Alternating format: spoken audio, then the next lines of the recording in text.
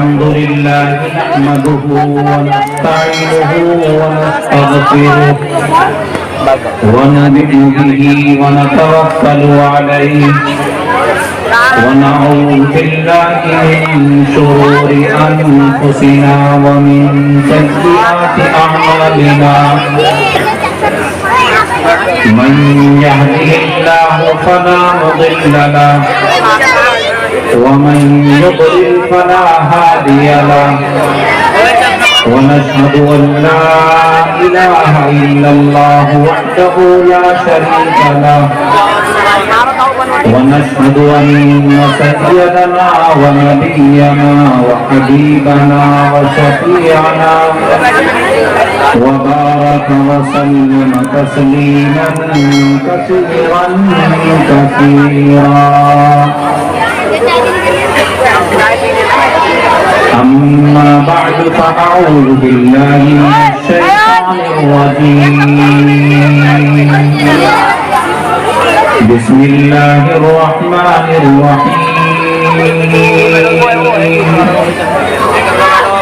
يا أيها الذين آمنوا اتقوا الله حق تقاته ولا تموتن إلا وأنتم مسلمون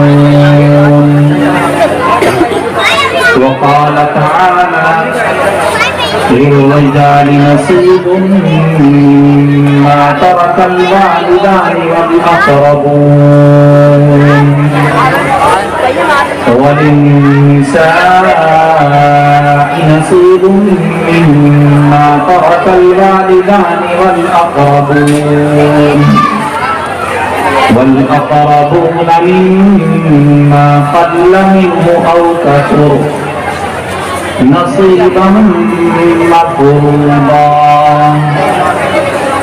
صدق الله العلي العظيم وقال النبي صلى الله عليه وسلم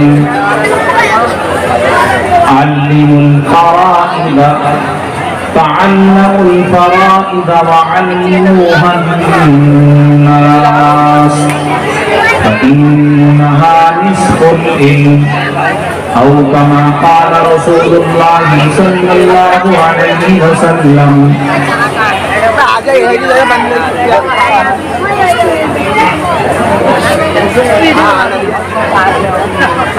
میرے محترم بزرگوں اور بھائیوں،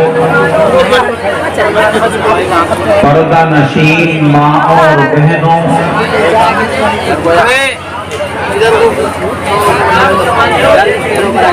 اللہ تعالیٰ نے انسان کی فطرت کے اندر بڑی خوبیاں رکھی ہیں۔ یہ انسان بڑی صلاحیتوں کا مالک ہے۔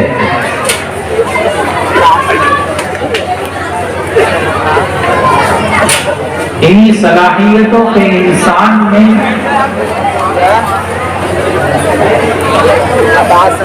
اللہ تعالیٰ نے یہ ملکہ رکھا ہے کہ وہ اچھائی اور برائی کا امتیاز کر لیتا ہے۔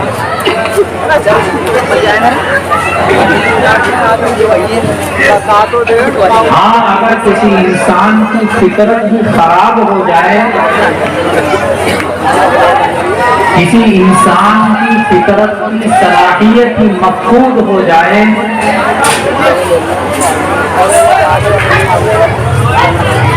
تو اسے اچھائیوں اور برائیوں کا امتیاز نہیں رہتا ہے۔ اور ایک انسان کی فطرت میں اللہ نے جو صلاحیتیں اور خوبیاں رکھی ہیں، اگر یہ ان کو بروئے کار لاتے ہوئے، ان پر عمل کرتے ہوئے کسی پروگرام کے اندر، کسی جلسے کے اندر صرف ایک بات پر ہی عمل کر لے، تو ایک بات ہی اس کی زندگی میں تبدیلی کے لیے کافی ہو جاتی ہے۔ لیکن اگر کسی کا ضمیر مردہ ہو جائے، کسی کا ضمیر صلاحیتوں سے عاری اور نابینا ہو جائے، تو پھر ایک بات نہیں، ایک تقریر نہیں، ہزاروں بیانات بھی اس کے اندر سدھار پیدا نہیں کر سکتے۔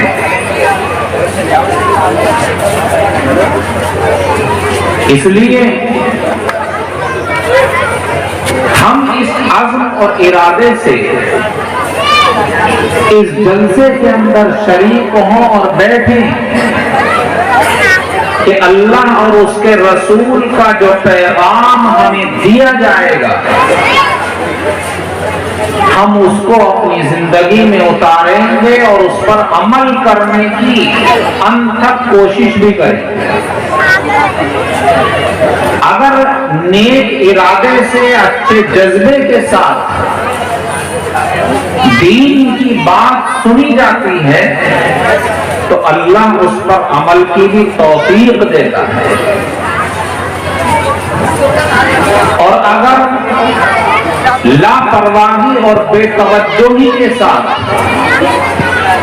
اللہ کے دین کی بات سنی جاتی ہے تو انسان کو اس پر عمل کی توفیق نہیں ہوتی ہے۔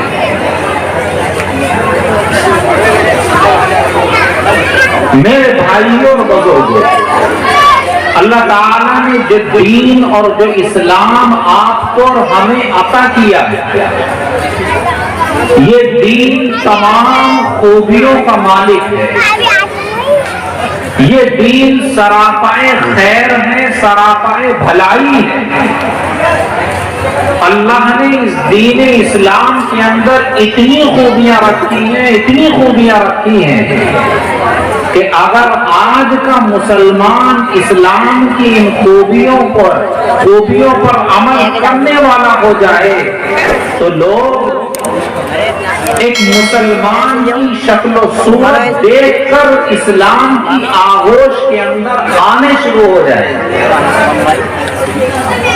اور ہمیں ایسے بہت سے واقعات ملتے ہیں کہ کسی نے اپنے آپ کو شریعت کا، دین کا پابند بنایا، اللہ نے اس کی شکل و صورت کے اندر وہ کشش رکھی کہ لوگ اسے دیکھ کر ایمان قبول کر لیتے ہیں۔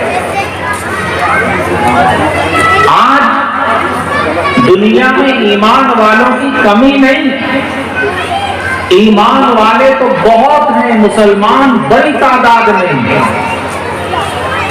لیکن اسلام کے جو محاسن اور اسلام کی جو تعلیمات تھیں، وہ تعلیمات اور وہ خوبیاں مسلمانوں کی زندگی سے نمایاں نہیں ہوتی ہیں، ظاہر نہیں ہوتی ہیں۔ ہم سیرت النبی کے جلسے میں شریک ہوتے ہیں، ہمارے سامنے آقا کے اخلاق کو بیان کیا جاتا ہے، آقا کے کردار کو بیان کیا جاتا ہے، آقا کی شب و روز کی، رات دن کی زندگی کو ہمارے سامنے پیش کیا جاتا ہے کہ آپ رات دن کیسے گزارا کرتے تھے، آپ کے اپنے دوست و احباب کے ساتھ، صحابہ کے ساتھ کیا معاملات تھے، آپ کا برتاؤ پڑوسیوں کے ساتھ، عزیزوں کے ساتھ کیسا تھا، وہ ہم سنتے ہیں لیکن اس پر عمل کرنے کی کوشش نہیں کرتے۔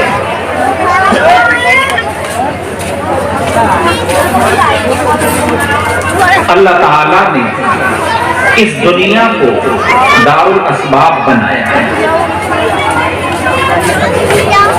اسباب کو اختیار کر کے انسان اپنی زندگی کے پہیوں کو آگے چلاتا ہے۔ انسان اسباب اختیار کرے اور اللہ کی ذات پر توکل اور بھروسہ ہو، یہی در حقیقت سچا مومن ہے۔ اور اگر اسباب کے اوپر، دکان کے اوپر، کھیتی کے اوپر یوں سے توکل اور بھروسہ ہے تو اس کا ایمان کمزور ہے، خطرے میں۔ اور جو آدمی اسباب کو اختیار نہ کرے اور یہ کہے کہ مجھے تو اللہ پر توکل اور بھروسہ ہے، خالی ہاتھ بیٹھ جائے، تو وہ انسان جاہل ہے۔ اسباب کو اختیار کرنا ہے اور پھر اللہ کی ذات پر بھروسہ کرنا ہے۔ دکان پر بیٹھے لیکن یہ ایک سبب ہے، اللہ کی ذات پر بھروسہ ہو کہ اللہ روزی دینے والا ہے، اللہ برکت دینے والا ہے۔ یہ دکان روزی دینے والی نہیں ہے، دکان روزی کمانے کا ایک ذریعہ اور سبب ہے جو میں نے اختیار کر لیا ہے، لیکن روزی دینے والی ذات تو اللہ کی ذات ہے۔ یہ ہمارا ایمان ہونا چاہیے۔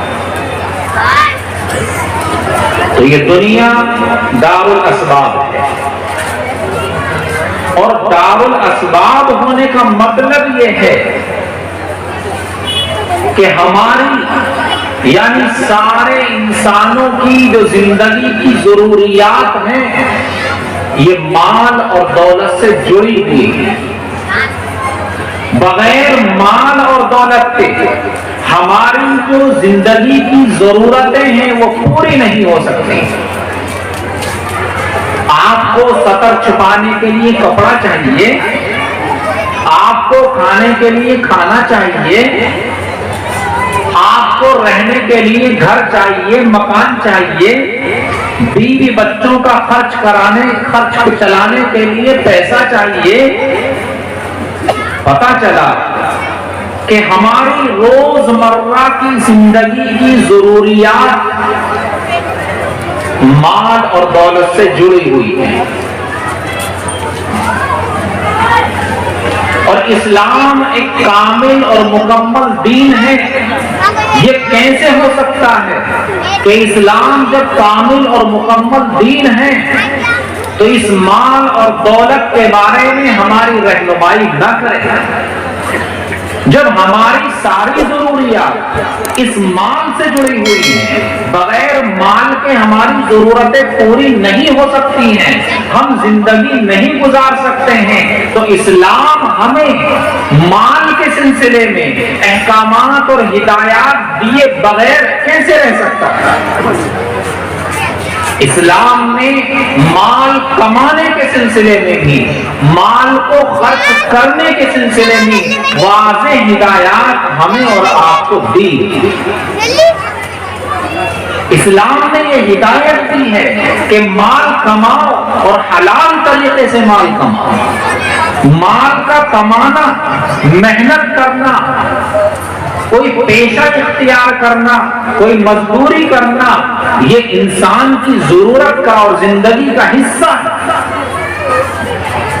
لیکن اسلام یہ کہتا ہے کہ جب پیسہ کماؤ، مال کماؤ، تو سب سے بنیادی چیز سامنے یہ رہنی چاہیے کہ میں جس روزگار کو اختیار کر رہا ہوں، جہاں سے میں پیسہ کما رہا ہوں، میری انکم کے جو سورسز ہیں وہ حلال ہونے چاہیے، حرام نہیں ہونے چاہیے۔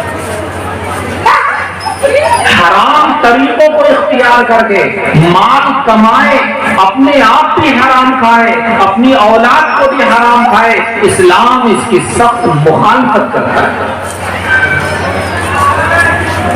آپ کی تقدیر میں جتنی روزی لکھی ہے اتنی ہر حال میں مل کر رہے۔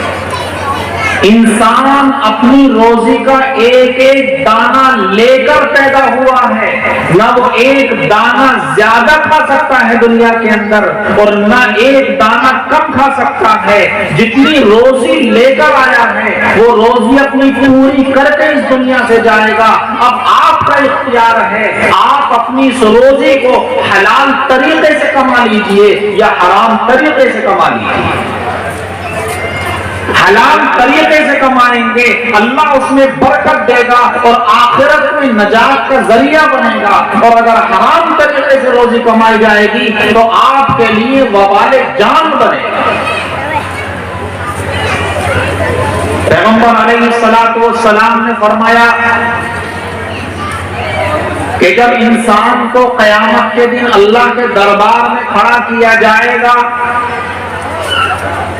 تو جب تک یہ اپنے مال کے بارے میں हिसाब और किताब न दे देगा कि तुमने कहां से माल कमाया था और कहां माल खर्च किया था, तब तक ये एक कदम आगे पीछे नहीं हट सकता है। बहुत से लोग लालच में आकर उन्हें हरे बागात नजर आते हैं, उन्हें ऐसा लगता है कि बहुत जल्द हम करोड़पति हो जाएंगे, बहुत जल्द हम सरमायादार हो जाएंगे। इस तरीके को हराम रास्ते को इख्तियार कर लेते हैं।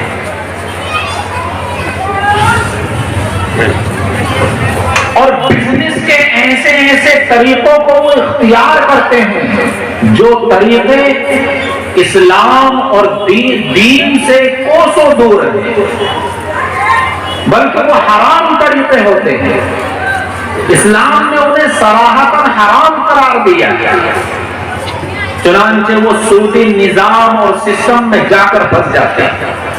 कोई स्टॉक मार्केट और शेयर मार्केट में चला जाता है, कोई बिटकॉइन और डिजिटल करेंसी के जाल में फंस जाता है।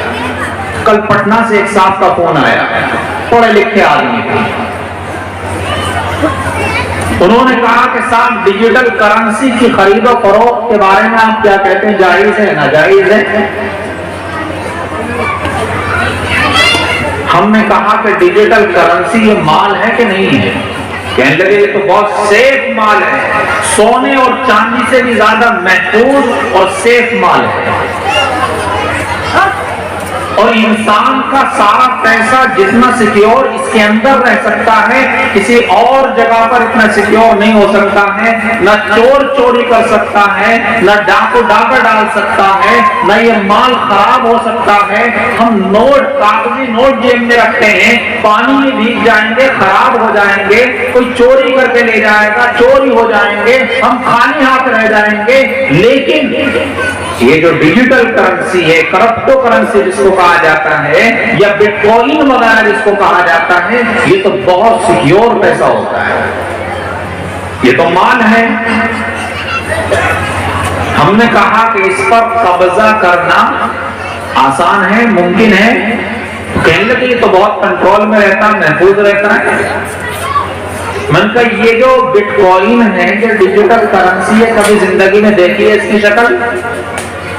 अब इस पर वो खामोश है। मन का कभी देखी हो, किसी के हाथ में देखी हो, उसकी कोई सूरत देखी हो, कोई शक्ल देखी हो? इसलिए कि देखिए डिजिटल करेंसी, बिटकॉइन, ये करेंसी वो करेंसी है जो इंटरनेट से, कंप्यूटर से बनती है और कंप्यूटर के अंदर ही रहती है। बस हाथों में उसे कोई पकड़ नहीं सकता, कोई महसूस नहीं कर सकता, कोई आंखों से देख नहीं सकता है। वो तो 100% डिजिटल है। कंप्यूटर से आदाद को जोड़कर, गिनतियों को जोड़कर और उन्हें उसे तैयार कराया जाता है और उसे कंप्यूटर पे ही सेल किया जाता है, कंप्यूटर पे ही परचेज किया जाता है। कहने लगे नहीं, उसकी हकीकत तो है। मन का हम हकीकत से इनकार नहीं करते। लाखों लोग हैं दुनिया में जो डिजिटल करेंसी में कारोबार करते हैं, लेकिन आप पूछ रहे हैं इस्लाम का हुक्म क्या है? तो इस्लाम ये कहता है कि जिस चीज को आप खरीद रहे हो, जो मबी कहलाती है इस्लाम की नजर में, जिस चीज को आप खरीद रहे हैं वो चीज मौजूद होनी चाहिए, महज गिनतियों के अंदर ना हो। वो चीज मौजूद हो, ऐसी मौजूद हो कि अगर आप उस पर कब्जा करना चाहें तो कब्जा करके अपने हाथ में रख सकते हैं, और जब जरूरत पड़े तो आप उसको अपनी जरूरत में इस्तेमाल कर सकते हो। बताइए क्या इस तरह से ये करेंसी है? तो कहने लगे नहीं, वो तो इंटरनेट से खरीद कर इंटरनेट पर ही भेजी जाती है। हमने कहा कि इससे आगे जरा ये बताइए कि हिंदुस्तान ही नहीं बल्कि दुनिया के 95% ममालिक में ये करेंसी वैलिड है, नॉन वैलिड है? तो कहने लगे बहुत से मुल्कों ने इसको वैलिड करार दिया है। मसलन कहने लगे अमेरिका में बाद सूबों के अंदर, स्टेट्स के अंदर ये वैलिड है, من کا ویلڈ کس حد تک ہے؟ کہ بس ویلڈ ہے. من کا آپ کو ویلڈ کا ہی نہیں پتا کتنی ویلڈ ہے. ان کا صرف اتنی ہی اجازت ہے کہ وہ کاروبار اس کا کر سکتے ہیں، لیکن مارکیٹ میں جا کر اس سے دودھ خرید کر لے آئیں، اس سے آٹا چاول چینی خرید کر لے آئیں، اس سے کپڑا خرید کر لے آئیں، کہنے کے اس درجے نہیں ہے. اور میں کا پھر ہندوستان جیسے ملک کے اندر جس میں ہم رہتے ہیں، جس کے قانون کو ہم فالو کرتے ہیں، جس کے قانون پر ہم عمل کرتے ہیں، کیا ہمارے ملک کا قانون اس کرنسی کے رواج کی اجازت دیتا ہے؟ کہ نہیں، ہندوستان میں تو اس کی اجازت نہیں ہے. میں نے کہا آپ نے کروڑ 10 کروڑ روپیہ اس میں لگا دیا اور وہ کوئی لے کر چلا گیا، کوئی چوری کر کے چلا گیا انٹرنیٹ سے ہی، تو اس کا ذمہ دار حکومت تو ہوگی نہیں، اس لیے کہ حکومت کی نظر میں یہ ویلڈ ہی نہیں ہے. پہلے تو چوری نہیں ہوتی، یعنی مجھ سے وہ جائز کہلوانا چاہ رہے تھے، اور شاید کوئی اس چیز کو نہ جانتا ہوتا، ہو سکتا جائز کہہ دیا. میں نے کہا کہ آپ کو اس کرنسی کے فراڈ کے بارے میں معلوم نہیں ہے کہ یہ پورا سٹا ہے اور دھوکہ ہے، یہ جال ہے شیطان کا. پھر میں نے ان کو چند اعداد و شمار گنائے. میں نے کہا 16 کروڑ امریکی ڈالر کی کرنسی، ڈیجیٹل کرنسی فلاں وقت میں چوری ہوئی. یا مثلاً ایک ساؤتھ افریقہ کا ایک رئیس تھا، مالدار تھا، اور اس نے بہت سے لوگوں سے پیسہ لے کر اس کرنسی کو خریدنے میں لگایا تھا. وہ انڈیا گھومنے کے اندر لیے آیا اور یہاں پر اس کا انتقال ہو گیا، اور ہزاروں کروڑ روپیہ لوگوں کا مارا گیا.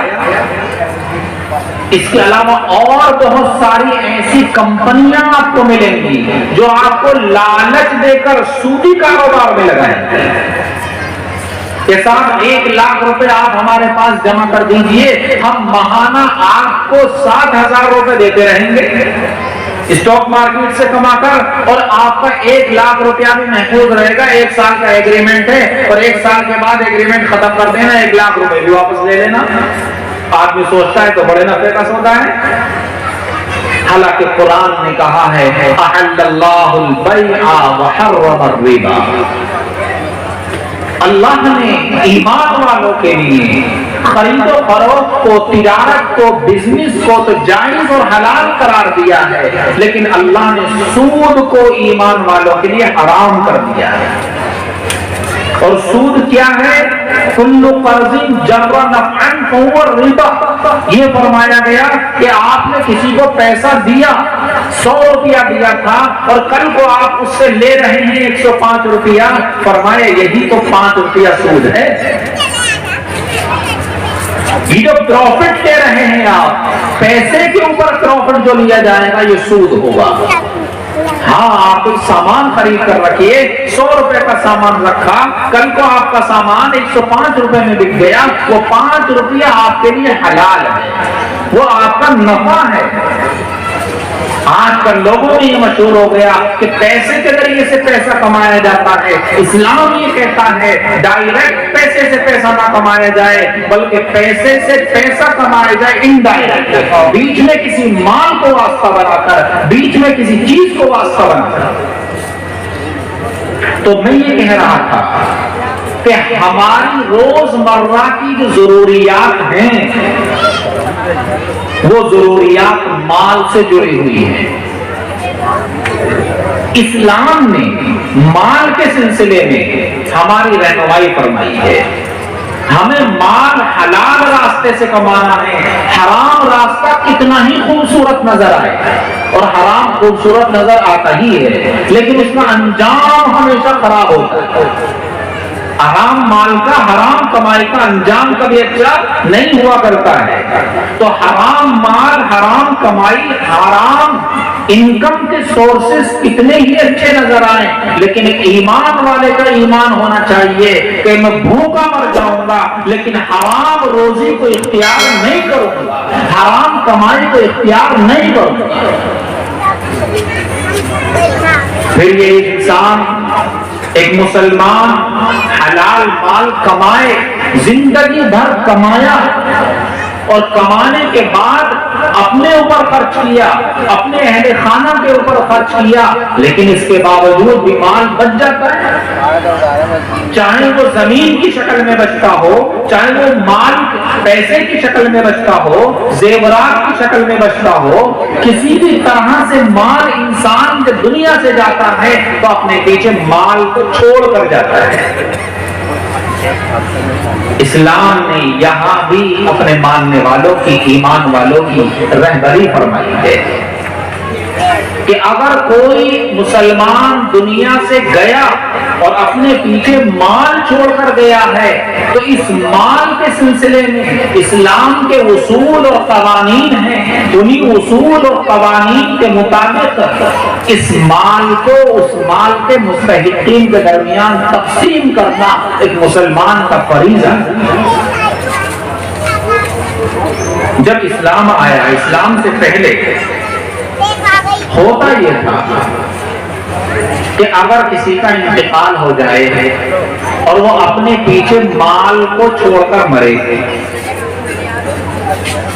تو اس مال کا جو حقدار ہوتا تھا، مال کا جو قابض ہوتا تھا، وہ مرنے والے کے بھائی، چچا، چچازاد بھائی مالک ہو جایا کرتے تھے۔ مرنے والے نے اپنے بچوں کو چھوڑا، یتیم بچوں کو، وہ محروم ہو جاتے تھے، انہیں کچھ نہیں ملتا تھا۔ مرنے والے نے اپنی بیوی کو چھوڑا، بیوہ کو چھوڑا، اس بیوہ کے حصے میں کچھ نہیں آتا تھا۔ بس سارا مال مرنے والے کے یا مرنے والی کے بھائی بھتیجوں میں تقسیم ہو جاتا تھا۔ اولاد اگر بالغ ہے، بڑی ہے، بیٹا بڑا ہے تو اسے کچھ مل گیا، اور اگر وہ نابالغ ہے تو اسے کچھ نہیں ملتا تھا۔ پیغمبر علیہ السلام کے زمانے میں دو واقعے پیش آئے۔ ایک واقعہ پیش آیا حضرت اوس ابن ثابت رضی اللہ تعالیٰ عنہ کا، اور دوسرا واقعہ پیش آیا حضرت سعد رضی اللہ تعالیٰ عنہ کا۔ ان حضرات کا انتقال ہوا۔ حضرت اوس نے اپنے انتقال کے وقت اپنی ایک بیوی کو چھوڑا اور 3 بیٹیوں کو چھوڑا۔ اسی طرح حضرت سعد نے بھی ایک بیوی کو چھوڑا اور 2 بیٹیوں کو چھوڑا۔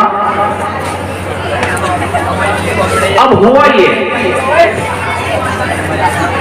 کہ ان لڑکیوں کے چچا آ گئے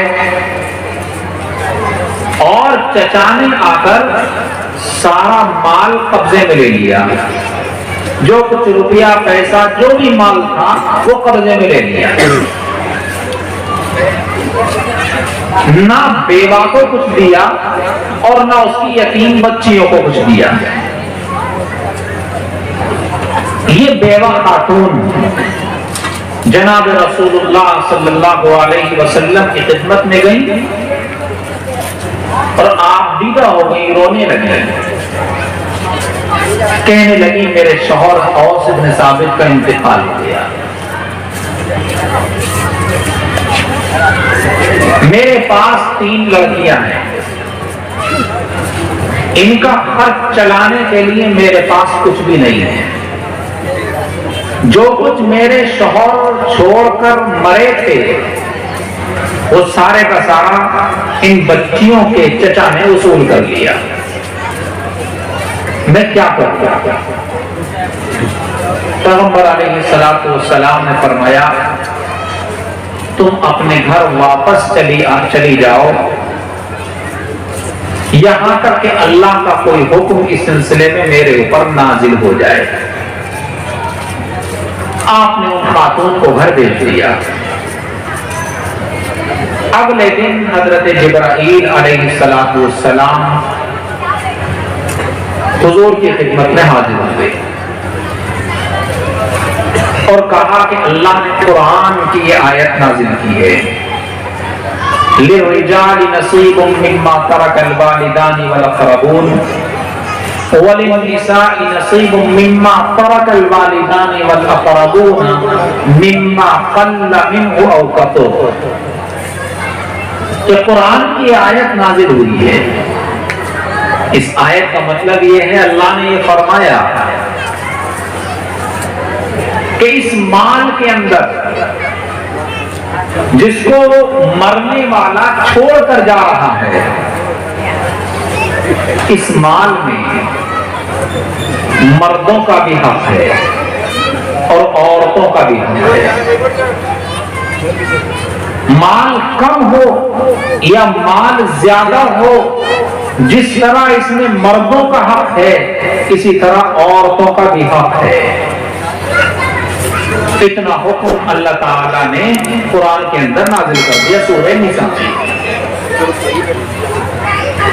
لیکن اس آیت میں یہ کوئی تفصیل نہیں بیان کی گئی کہ مردوں کو کتنا حصہ ملے گا اور عورتوں کو کتنا حصہ ملے گا۔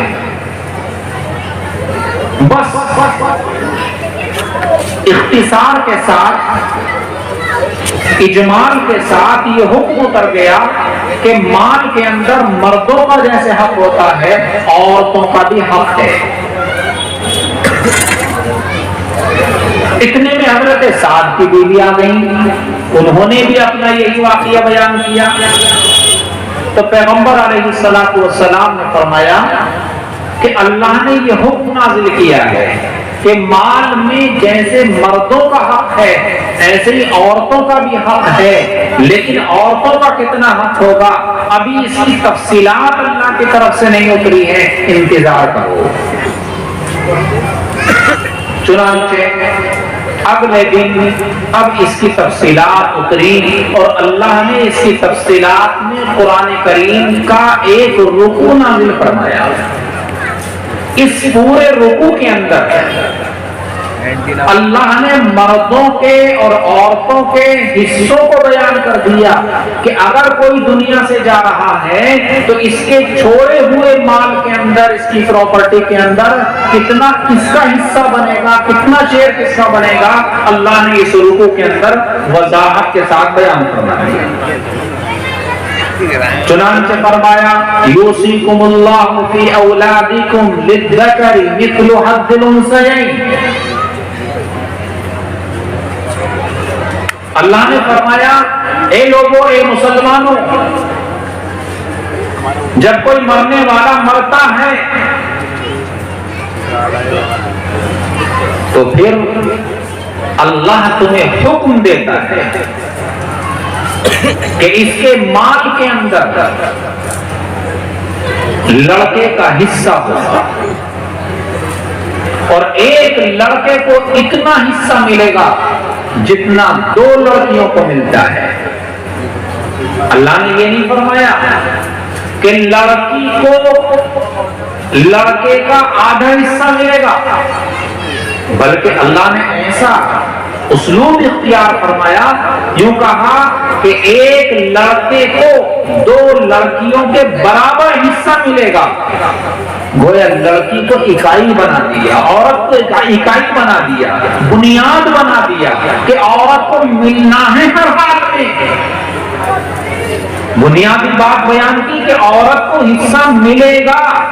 اب رہا یہ کہ لڑکے کو کتنا ملے گا، کہ صاحب لڑکے کو دو لڑکیوں کے برابر ملے گا۔ کیوں؟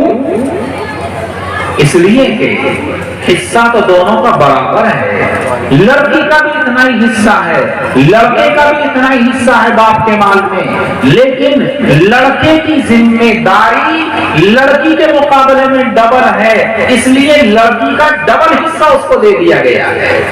اصل حصہ دونوں کا برابر، مگر لڑکی کی ذمہ داری ڈبل ہے۔ ہر آدمی سمجھ سکتا ہے کہ لڑکے کی ذمہ داری ڈبل کیوں؟ اس لیے کہ مرد کو آگے چل کر ایک بیگم لے کر آنی ہے، ایک بیوی لے کر آنی ہے، اس بیوی کا خرچ کس کے اوپر ہوگا؟ اسی لڑکے کے اوپر ہوگا۔ اسلام نے آگے تک دیکھا ہے کہ آگے چل کر یہ لڑکا اپنے خرچ کا ذمہ دار نہیں ہے تنہا، بلکہ یہ اپنی ہونے والی بیوی کے خرچ کا بھی ذمہ دار ہے۔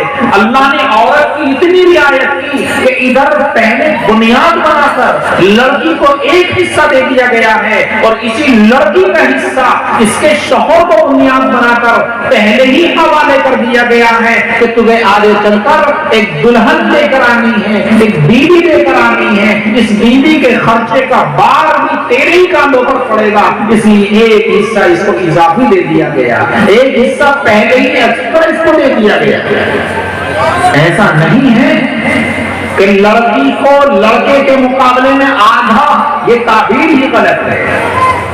لڑکی کو آدھا نہیں، لڑکی کو بھی ایک حصہ ملا، لڑکے کو بھی ایک حصہ ملا۔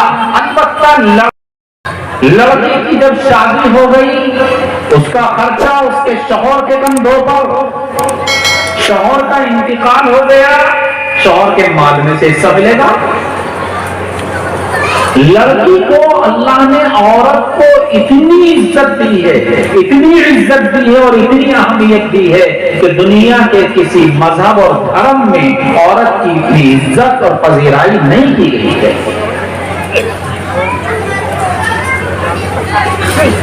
کہیں کہیں ایسا بھی ہوتا ہے کہ عورت کو ایک مرد کے برابر دے دیا گیا، مرنے والا مرا، اس نے اپنی اولاد کو چھوڑا، لڑکوں کو بھی چھوڑا ہے، لڑکیوں کو بھی چھوڑا ہے، اور ماں کو بھی چھوڑا ہے، بوڑھی ماں کو، اور بوڑھے باپ کو بھی چھوڑا ہے۔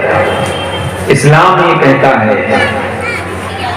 اس مرنے والے کے مال میں سے 1/6 چھٹا حصہ اس کی بوڑھی ماں کا ہے، اور چھٹا حصہ اس کے بوڑھے باپ کا ہے، اور باقی جو اب بچے گا یہ سارا مال اس کی اولاد میں جائے گا۔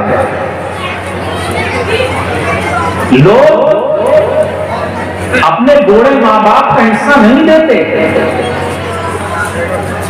ماں باپ کا حصہ جب نہیں دیا جاتا تو بڑھاپے میں انہیں خرچے کی تنگی ہو جاتی ہے، بڑھاپے میں انہیں ادھر ادھر دیکھنا پڑتا ہے۔ اور میرے بھائیوں یہ تو یاد رکھیے، یہ بڑھاپا تو ہم میں سے ہر ایک کو ہی آنا ہے نا، ہر ایک کو اس دہلیز پر پہنچنا ہی پہنچنا ہے۔ اگر آج کوئی اپنے ماں باپ کے ساتھ احسان کرے گا، ان کے ساتھ اچھائی کا برتاؤ کرے گا، تو یاد رکھیں کل آپ کی اولاد آپ کے ساتھ احسان کا معاملہ کرے۔ کیوں؟ ایک تو والدین کا مرتبہ بہت بڑا، دوسری بات ایک انسان کی فطرت ہے۔ جب آپ اپنے بوڑھے ماں باپ کی خدمت کریں گے، ان کی دیکھ بھال کریں گے، تو آپ کی اولاد آپ کے بچے کرتے ہوئے دیکھیں گے نا، آپ کے بچے دیکھیں گے کرتے ہوئے۔ اور جو آدمی کسی کام کو کرتے ہوئے دیکھتا ہے اس کے اندر اس کام کو کرنے کا جذبہ پیدا ہو جاتا ہے، ہمدردی پیدا ہو جاتی ہے۔ آپ کے چھوٹے بچے آپ کو دیکھتے ہیں کہ میرے باپ اپنے بوڑھے ماں باپ کی خدمت کر رہے ہیں، تو کل کو جب آپ بڑھاپے پر پہنچ جائیں گے تو یہ بچے یہ سمجھیں گے کہ ہاں بوڑھے ماں باپ کی خدمت تو میرے ابا کیا کرتے تھے، لہذا میں بھی اپنے ابا کی ایسے ہی خدمت کروں گا، اپنی ماں کی ایسے ہی خدمت کروں گا۔ تو جب دنیا سے کوئی جاتا ہے، اللہ نے اس کے مال میں حق رکھا ہے، حقوق الناس رکھے ہیں، لوگوں کے حقوق رکھے ہیں۔ آج ہمیں اللہ کے حقوق کو ادا کرنے کی تو فکر ہو جاتی ہے، زکوٰۃ نکال دیں گے، صدقہ کریں گے، مسجد میں پیسے دیں گے، مسجد بنوا دیں گے، لیکن جب مسئلہ آتا ہے حقوق کا، اپنے رشتہ داروں کے حقوق جو مالی حقوق ہیں، آپ کے پاس کوئی مال ہے جو آپ کو آپ کے باپ کی طرف سے ملا ہے، اس مال کے بارے میں شریعت کیا کہتی ہے؟ کیا آپ نے کبھی اس پر غور کیا؟ اس مال کے اندر شریعت میں میرے ماں کا، میرے باپ کی بیوی کا کیا حصہ رکھا ہے؟ شریعت نے اس مال کے اندر میرے دادا کا کیا حصہ رکھا ہے؟ شریعت نے اس مال کے اندر میرے بھائیوں کا کیا حصہ رکھا ہے؟ میری بہنوں کا کیا حصہ رکھا ہے؟ ہمیں ان تمام پہلوؤں پر غور کرنا چاہیے۔ کوئی آدمی دنیا سے چلا گیا، مال چھوڑ کر مرا، بہن کا اس میں حق تھا، آپ نے اس حق کو دیا نہیں، دبا لیا، یا جبرن بہن سے معافی لے لی، یا یہ کہا کہ بہن کو شادی میں ہم نے دے دیا تھا، جہیز میں دے دیا تھا۔ یاد رکھیں، جہیز میں 1,00,000 2,00,000 نہیں، آپ کروڑ روپے بھی خرچ کر دیں گے تو اس کا جو حق اس کے باپ کے مال میں بنتا تھا وہ حق کبھی ختم ہونے والا نہیں ہے۔ آج امت رسوم و رواج میں تو پھنس گئی، رسوم و رواج میں تو اس قدر پھنس گئی کہ اس کی ناک کٹتی ہے کہ اگر اس نے اپنی بیٹی کو جہیز نہ دیا، صرف ناک کی خاطر، عزت کی خاطر، جھوٹی عزت کی خاطر وہ اپنی بیٹی کو جہیز دیتا ہے۔ لیکن جب مال کی بات آتی ہے، وراثت کی بات آتی ہے تو وراثت میں اس کو حقدار نہیں بناتا۔ حالانکہ اسلام یہ کہتا ہے کہ عورت کو، چاہے وہ ماں ہو، چاہے وہ بیٹی ہو، چاہے وہ بہن ہو، جس درجے کی بھی عورت ہے، اگر تمہارے پاس مال میں اس کا کوئی حق بنتا ہے تو تمہاری پہلی ذمہ داری یہ ہے کہ اس حق کو ادا کر دو، اس لیے کہ اللہ قیامت کے دن حقوق العباد کو تو معاف فرما دے گا، اپنے فضل و کرم سے معاف فرما دے گا، لیکن حقوق الناس اگر ہوں گے، لوگوں کے حقوق ہوں گے، مخلوق کے حقوق ہوں گے، بھائی بہنوں کے حقوق ہوں گے تو اللہ اسے معاف نہیں کرے گا، بلکہ تمہارے نیکیوں کے خزانے سے تمہاری نیکیاں لے کر اس حقدار کے حق کو دے دی جائے گی۔ تو حقدار کے حق کو مرحوم مرنے والے کے چھوڑے ہوئے مال کے تعلق سے شرعی حکم پوچھنے کے لیے آتے ہیں۔ شرعی حکم پوچھنے والے کہ صاحب ہمارے بھائی کا انتقال ہو گیا، ہمارے والد کا انتقال ہو گیا، ہماری امی کا انتقال ہو گیا، ہماری بہن کا انتقال ہو گیا، انہوں نے یہ مال چھوڑا ہے، پورا مال آ کر مفتی کے سامنے رکھتے ہوں، آپ حضرت اس کے بارے میں شریعت کا حکم بتا دیجیے، ہمیں کس طرح تقسیم کرنا ہے اپنے وارثوں کے درمیان، اپنے رشتہ داروں میں یہ مال کس طرح تقسیم ہوگا، کتنا بینک بیلنس ہے، اتنی پراپرٹی ہے۔ شاید کوئی آتا ہوگا مفتیان کرام کے پاس، حالانکہ روزانہ آنا چاہیے۔ جب کوئی نہ کوئی آدمی روزانہ مرتا ہے تو مسئلہ پوچھنے کے لیے بھی مال کی تقسیم کے بارے میں مفتی کے پاس روزانہ کسی کو آنا چاہیے۔ اس کے برخلاف دیکھیے یعنی جہالت والی بات، معاف کیجیے گا سخت جملہ ہے جہالت کا میں نے کہا، لیکن حقیقت ہے طلاق کا پرسنٹیج بہت کم ہے۔ شاید پورے شہر میں روزہ یعنی ہفتے میں، مہینے میں کوئی ایک واقعہ پیش آتا ہوگا کہ طلاق ہو گئی، کوئی ایک واقعہ پورے شہر میں کبھی پیش آ گیا مہینے 2 مہینے میں۔ لیکن اس کے باوجود جب آپ مدرسے میں جائیں گے، مفتیان کرام کے پاس جائیں گے تو طلاق کے مسائل کا انبار لگا رہتا ہے، طلاق کے مسائل اتنے آ رہے ہیں۔ پتہ چلا کہ ہمیں میراث کے سلسلے میں، وارثوں کے حق کے سلسلے میں فکر نہیں ہے، ہم اس سلسلے میں غافل ہیں۔ حالانکہ مال ہم نے کہاں سے کمایا، کہاں خرچ کیا، کس کے اوپر ہمارا حق تھا، ہم نے پورا نہیں پورا کیا یا نہیں کیا، اس کے بارے میں تو سب سے پہلے ہمیں سوال کیا جائے۔ اللہ تعالیٰ نے قرآن کریم میں اسی پر زور دیا ہے کہ مردوں کا بھی مال میں حق ہے، عورتوں کا بھی مال کے اندر حق ہے۔ کس عورت کو کتنا ملے گا، اس کی تفصیلات مفتیان کرام سے جا کر پوچھنی چاہیے، معلومات کرتے رہنا چاہیے۔ اور پھر جو مال کی تقسیم کے موٹے موٹے مسائل ہیں، ہر نوجوان کو، ہر مسلمان کو یاد ہونے چاہیے۔ نبی علیہ الصلوۃ والسلام نے فرمایا تعلم الفرائض، ترک مال کی تقسیم کے مسائل کو سیکھو اور لوگوں کو سکھلاؤ۔